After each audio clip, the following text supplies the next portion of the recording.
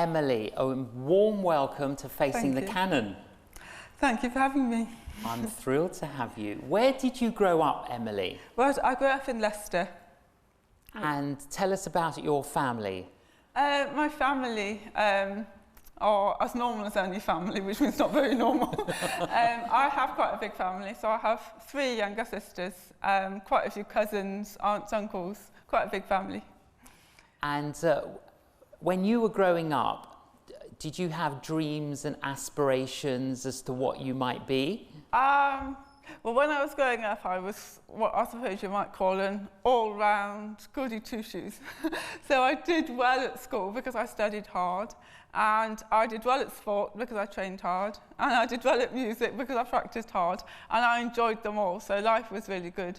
And so yes, my aspiration was to study English literature at university, then take it further and further, and eventually teach or lecture. In that area. So music, what did you play? I played anything I could get my hands on, really. I mean, I really loved music, but probably the main things I played were flute and piano. And I played the accordion as well, because I learnt that by default. When we had an accordion at a children's club, and we had no one who could play the accordion. So I had to learn to play the accordion very quickly. Amazing. So, yeah. And sport, what did you do? Yeah, sports, I did anything so long as it wasn't football. As long as it wasn't football, I was quite happy. What, running, everything else? Yeah, running, tennis, anything really, yeah. Now, when did you begin to feel that maybe you've got a bit of a health issue? When did that arise? That probably began when I was about 14. And when I was walking to school, I found that as I was walking with my friends in a line, as you do, they were walking straight. And I realised I was actually walking not very straight, and I couldn't straighten out my walk. So I was walking very wobbly, and I began to get headaches. But they came on gradually, and so life just carried on. I adjusted and kept walking wonky, and life carried on. And did your friends tease you about that? Oh yeah. They used to say even things like, you know, if you had a drink at 8 o'clock in the morning. But no, I hadn't. But at the same time, we all adjusted, so they adjusted too, and it became a bit of a joke. Oh yeah, Emily can't walk in a straight line, but that's just Emily. But then, did you and your parents begin to get a bit more concerned? Yeah, they began to get more kind of, this is not normal, about the headaches and the balance. And then one day when I was probably about 16, or maybe younger, maybe about 15, but anyway, my mum actually found me in the hallway of our house, lying on the floor, literally banging my head on the floor like that. And she said, "Emily, what are you doing?" And I thought, I'm trying to bang the headache out of my head. And that was when my mum said, "Okay, enough's enough." So we went to the doctor, and we went to the doctor back and forth, back and forth, back and forth. He thought it was migraine, so I had loads and loads of migraine tablets. Nothing helped. And in the end, he referred me to neurology at the hospital. And what was the diagnosis? Well, the diagnosis in the end, after sort of being rushed into an MRI scan and back onto the ward, finding all the doctors waiting for me to give me the scan results. They were that organised. The results were that basically I had 2 tumours in my head, one each side, and one was 5.4 centimetres, one was 4.7 centimetres each side. And in the doctor's words, we've got to take them out or they're going to kill you. So... So that you had your first operation? Oh yeah, then I had, well, they didn't take them both out at the same time. They just took one. So they took the one out on this side, and they took it out, and surgery went so well. They were really pleased. And afterwards I was sitting up in my bed, talking, chatting, and then the following day I began to lose consciousness, get really confused. And then I did lose consciousness, and they rushed me back into operating theatre.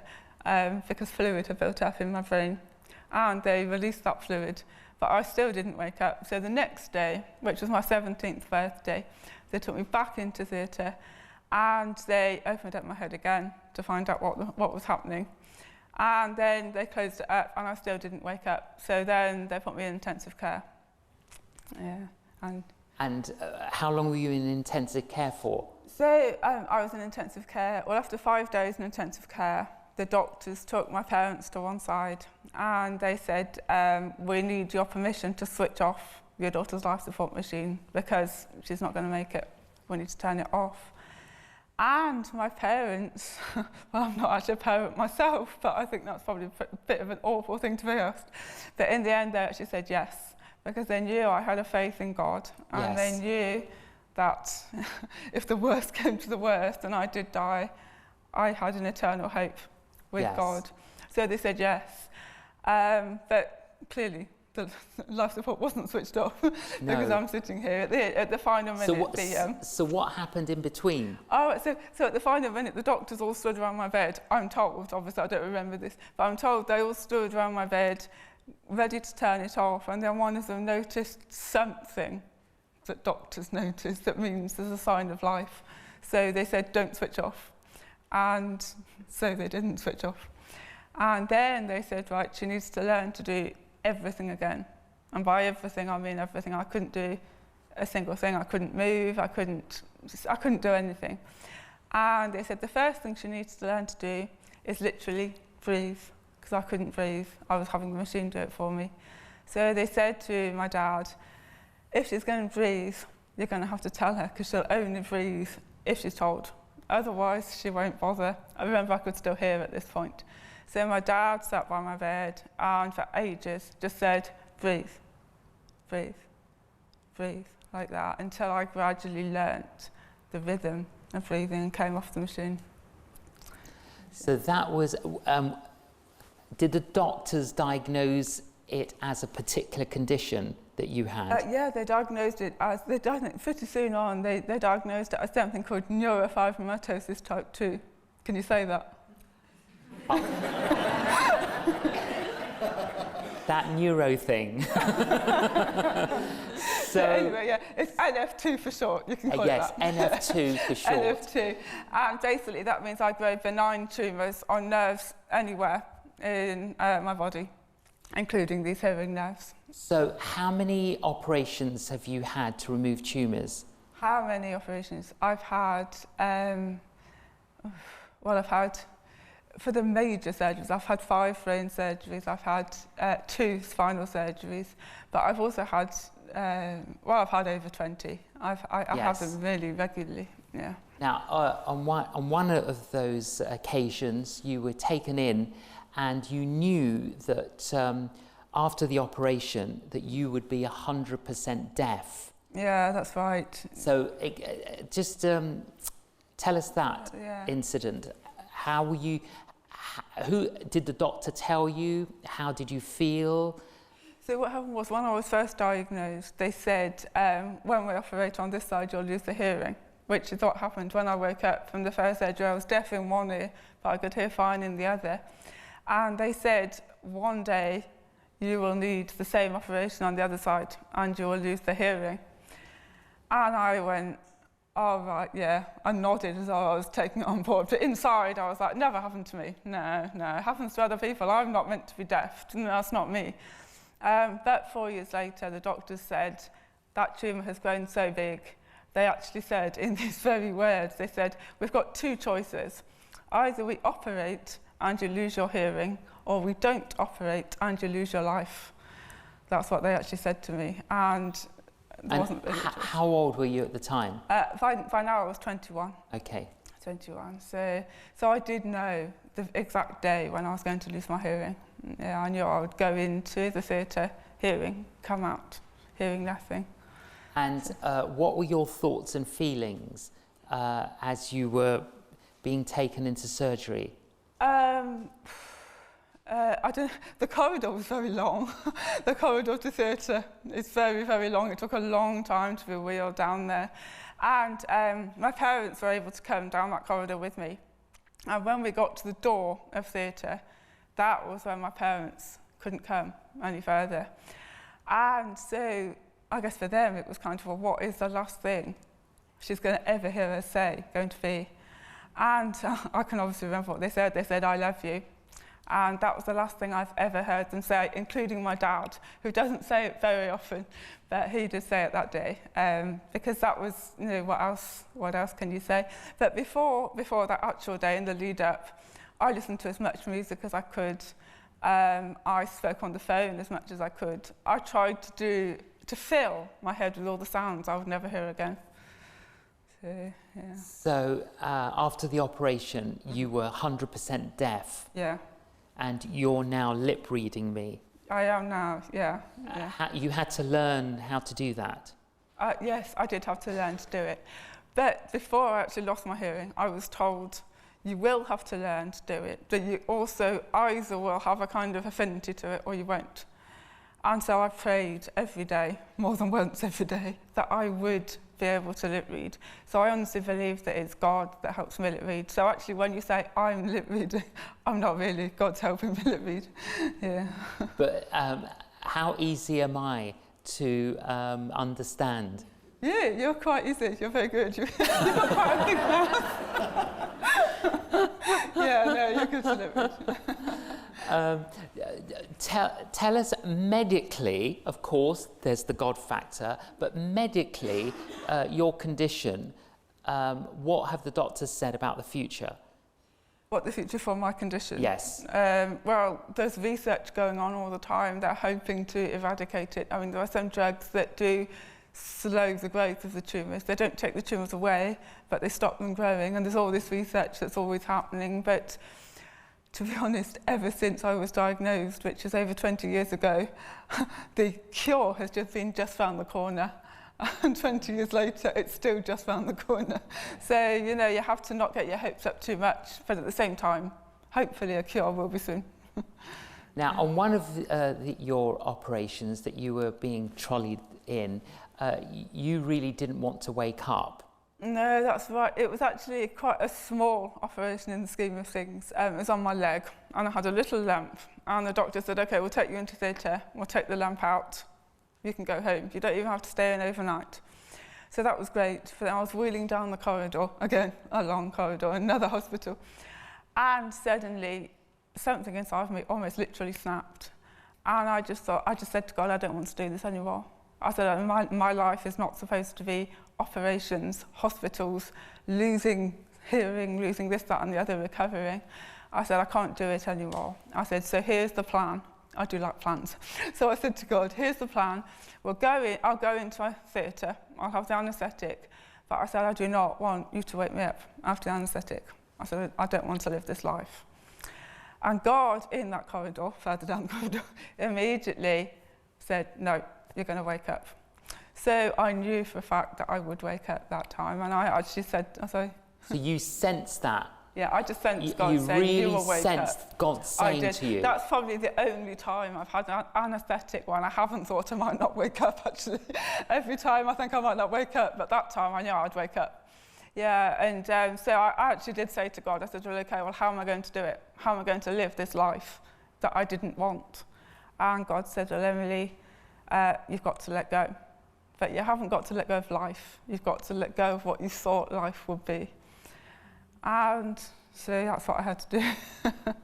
And when you had the op and afterwards, how did it change your thinking? Well, I really thought about this letting go, and I realised it was actually right, and I hadn't realised I hadn't let go. So although I couldn't hear anymore, I was still holding on to all the sounds I used to hear. I still have my flute. I wouldn't get rid of my flute, even though I couldn't hear it or play it. I kept it, I was clinging on. And God was like, I did need to let go. And in the end, I did let go of that flute. I gave it away. But it was hard. It was hard, but worth it. So throughout this time, you obviously had prayer for healing. Prayer for healing? What did you say, obviously? Well, I would have prayed for you. Thank you. Did you pray for healing yourself, and did other people pray for healing? I've never actually prayed for healing for myself.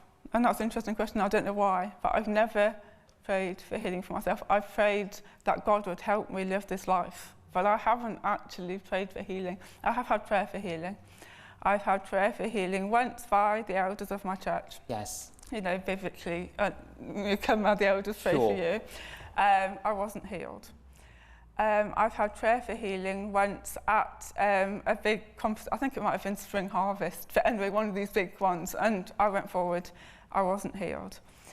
And I think sometimes people say, oh, just go every opportunity you've got, go and ask for healing.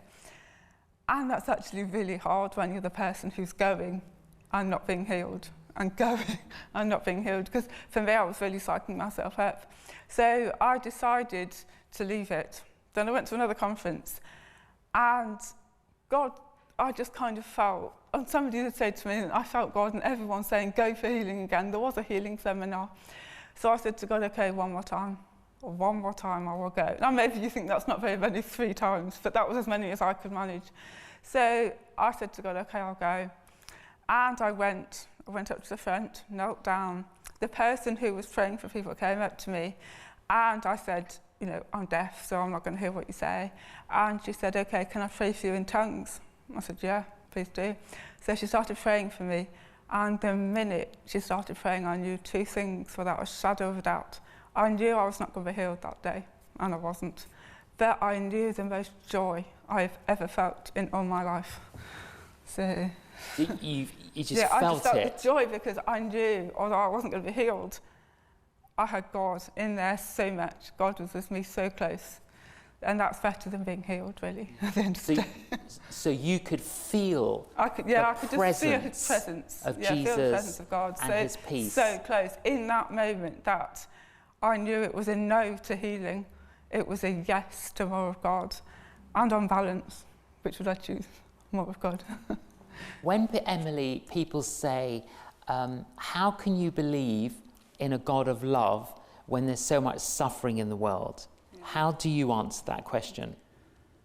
How do I answer that question? Well, I believe that God is love, because God is love. But I also think, actually, you know, if I say, oh yes, God is love, when my life's working out absolutely fine, which it did for the first 16 years, basically, my life was great, and God was love, oh, wonderful. And then things go wrong in my life, and what God's not love anymore. God never changes. God hasn't changed. My life had changed. And I just think, for me personally, it would be wrong to say God and God's love is dependent on my circumstances, because God's love is bigger than that. So, yeah. That's very inspiring. You are still Emily. That's the title of my book, yes, apparently I am. Which is the title of your book. Mm-hmm. Why did you title it Still Emily, the story of your life? Yeah, why did I have that title? Well, actually, with that book, the hardest thing to decide was the title. It took a long, long time. And I'll be honest with you, someone said, let's call it Still Emily. I said, no, what a horrible title, we can't call it Still Emily. And I really didn't like the title at all. But they said, yes, we will.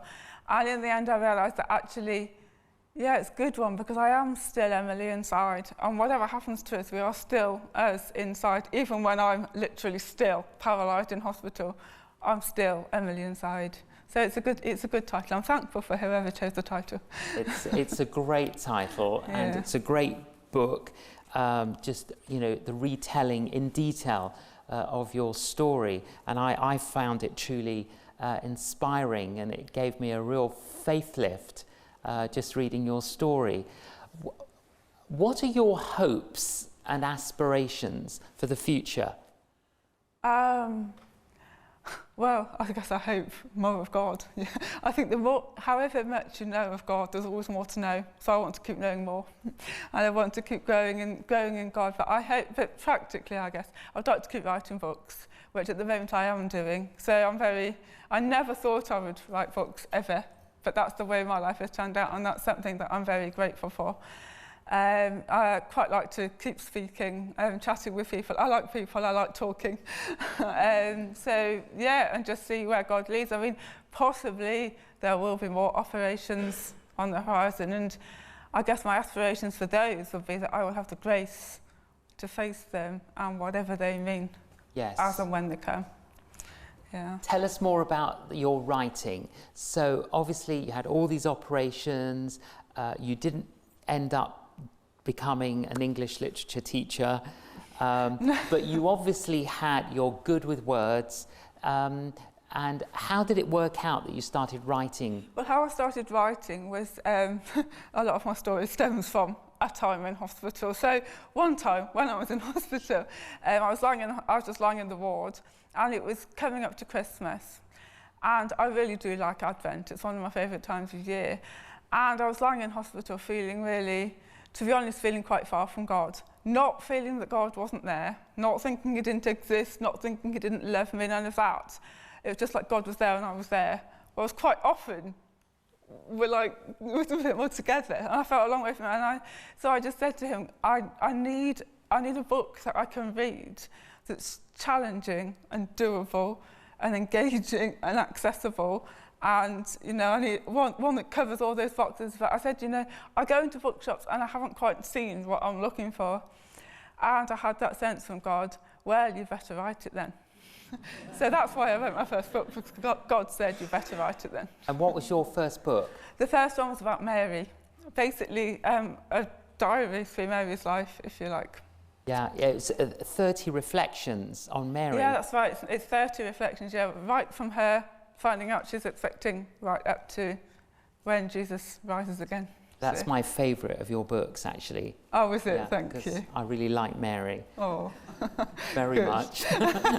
But I think you did capture something there, and I think it's a great Advent book.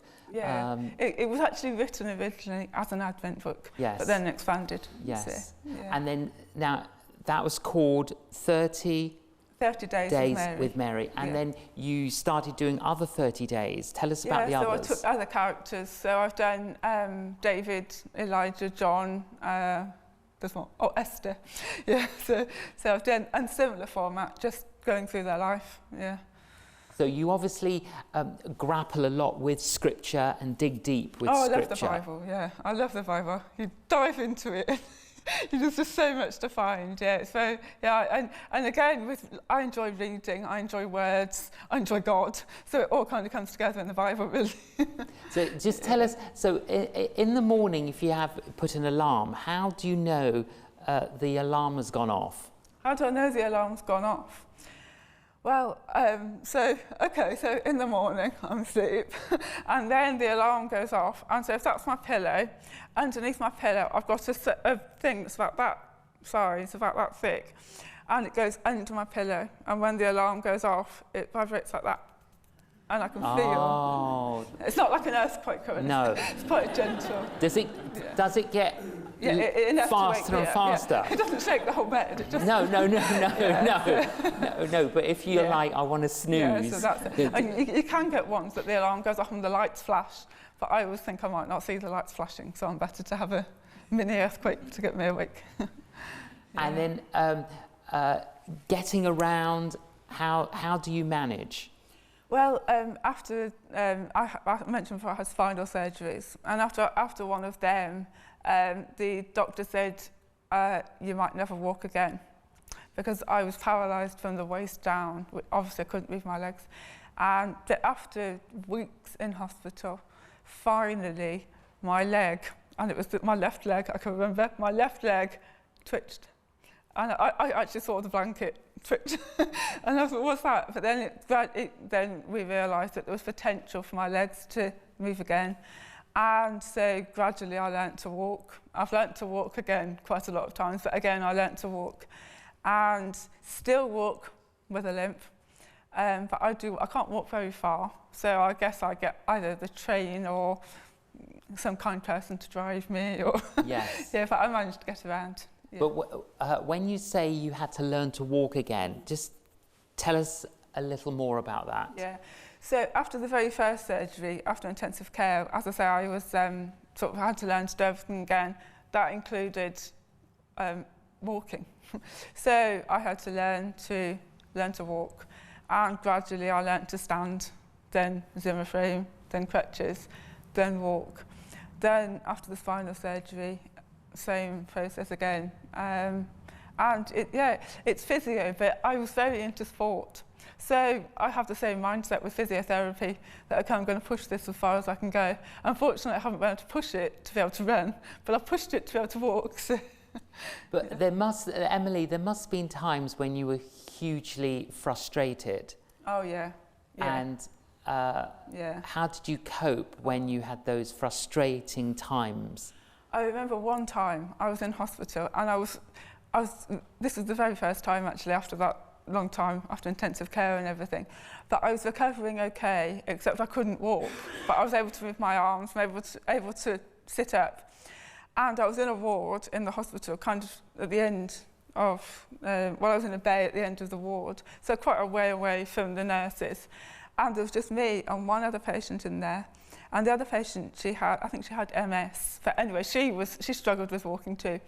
But she stood up and went to go round her bed, and I could see her, but I couldn't do anything about it. I saw her fall onto the floor, and I was so frustrated. I wanted to get up and I wanted to go and help her, but my legs wouldn't do it. And I was like, legs, please work, but they wouldn't. And I just lay there feeling so useless and frustrated.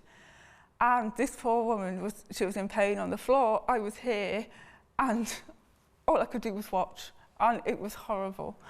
And then I suddenly thought, actually, there is one thing you can do.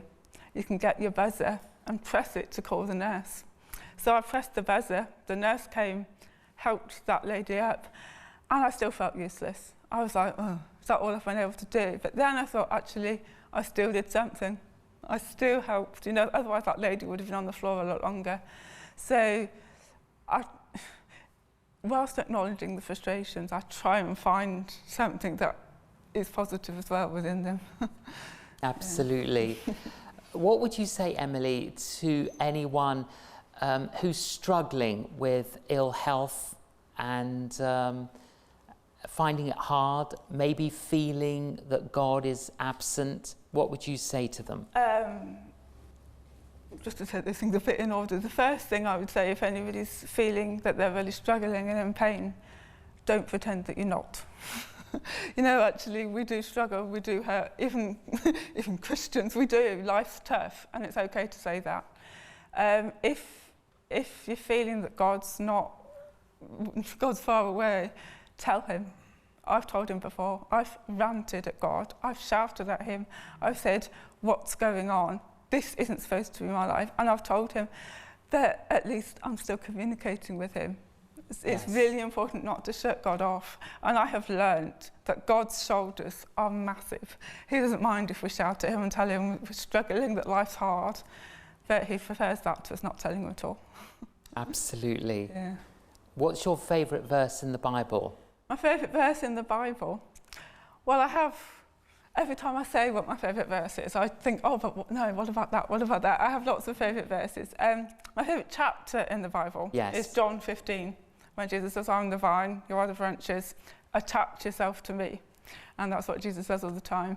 But my favourite verse... why is that your favourite passage? My favourite passage? What about the vine and the branches? Because Jesus says, without me, you can do nothing. Yes. But with me, you can do everything you need to do.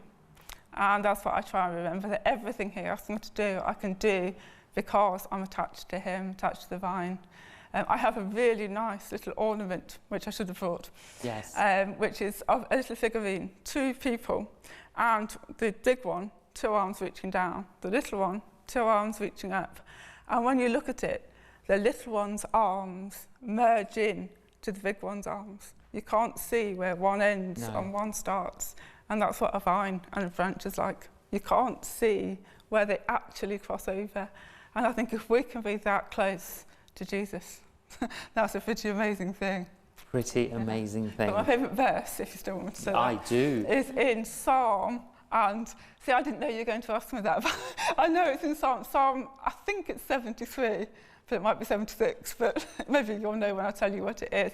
It says, my flesh and my heart may fail, but God is the strength of my heart and my portion forever. And God gave me that verse way, way back after I was first diagnosed and before my first surgery. I was told to lie in bed, not move, stabilise the brain tumours, if you like. All I could do was read my Bible. I even found prayer really hard, bouncing off the ceiling. I knew God was there, but I could read my Bible. And I came across that verse, and it just struck me. My flesh was failing. My heart was failing. Who knew if I was even going to make it? But God was saying, I'm the strength of your heart.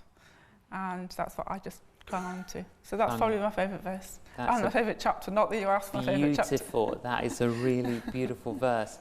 Well, your book, Still Emily, and all your other books are available in bookshops and on your website. Yeah, on my website, yes. And your website address is? It's emily-owen.co.uk.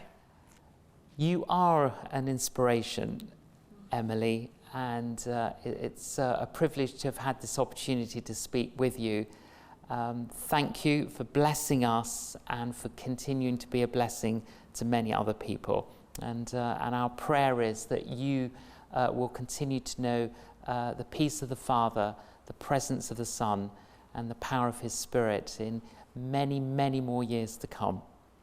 Thank Emily you. Owen, thank you very much. Thank you.